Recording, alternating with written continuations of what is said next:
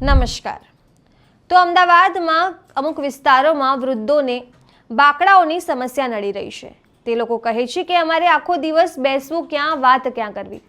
આ જ મુદ્દે અમદાવાદના વૃદ્ધોએ અમારી સાથે ખાસ વાતચીત કરી। હું છું ચંદ્રિકા પુત્ર નિરાલી। આવો સાંભળીએ તેમણે શું કહ્યું। શું સમસ્યા છે તમારી? અમારા બેન અમારે એમાં અમે બેસીએ જ ક્यों, અમે સવારમાં નીકળીએ તો આખો તો અમે ઘેરા માણસો ખરા ને, આટલા બેસવાનું હતું અમારે બોકડા ઉપર, તે બોકડા હતા તે લઈ ગયા ભાગી, અમે રહ્યા। પણ બેન શું કરીએ, બોકડા મુકાવો ભાઈ। એટલે એવું પણ હોઈ શકે ને કે કોઈ દબાણ હશે, હા તે હશે તે હટાય। મોદી આવે ને એટલે મોદી આવે ને એક દાડો ખાલી હેડી જ નહીં આવ્યો, એક જ દાડો અમે બેસી જતા, હેડી જ નહીં આવ્યો ખાલી। જો બોકડા કીધું ખોટા લેવરાયા હોવાની, અને અમારા માટે કીધું બોકડા ખોટા લેવરાયા, પણ મોદી હેડી જ નહીં આવ્યો, નવા મુકવરાવો બેન। શું નામ છે તમારું? બાબુલાલ સોલંકી। તમને જેમ કે મોંઘવારી છે એ બધું નડે ખરા? અમને નડે। કઈ પાર્ટીને સપોર્ટ કરો છો? ભાજપ, કોંગ્રેસ? ભાજપનો જ કરીએ બેન, હતા તો અમે ભાજપને સપોર્ટ કરો છો? એવું કેવું પડ્યું હોય તો ભાજપનો કર્યો હતા આવડી તો, હવે ભગવાન કરાવે એનો હાથો। તમે શું કહેવા માંગો છો?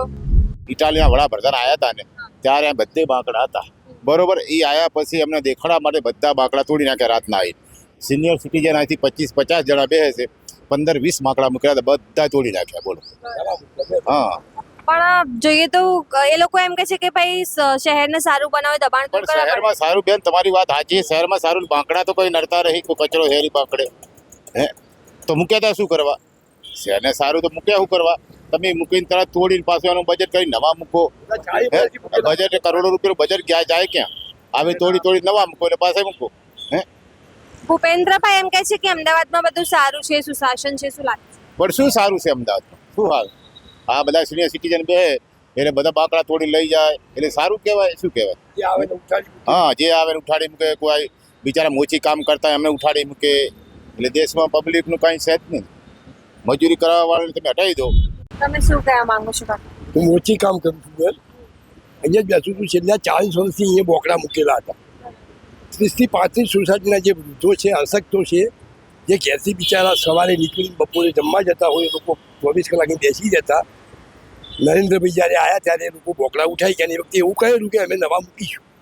આજે 2 અઢી મહિના છે, પણ બેન એના વિશે કોઈ અમને કંઈ એની તૈયારી લાગતી નથી। બેન અમારી વિનંતી, મોદી સાહેબ ભલે આવ્યા, બીજા બી નેતાઓ ઘણા આવે, રોડ બી સારા છે, બધી વ્યવસ્થા સારી છે, પણ જે સિનિયર સિટીઝનોને તકલીફ પડે છે ને એના વિશે થોડું સારું કરો તો અમને સારું લાગે।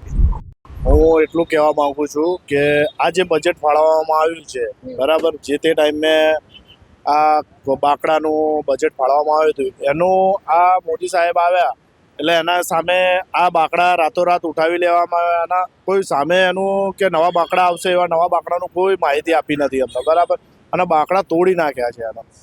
એ કરોડોનું જે બજેટ બાંકડા પાછળ જે ખર્ચો કર્યો એ ખર્ચો પાણીમાં નાખી દીધો।